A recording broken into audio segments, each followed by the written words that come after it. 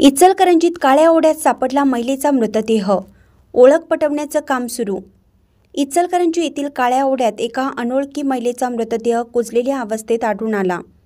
गावबाग पोलिसांनी हा मृतदेह उत्तरीय तपासणीसाठी कोल्हापुरातील CPR रुग्णालयात हलवला आहे। संबंधित महिलेचं वय अंदाजे 30 वर्ष असून लेगिन्स व ड्रेस परिधान केलेला आहे। पोलीस मृतदेहाची ओळख पटवण्याचं काम करत आहेत।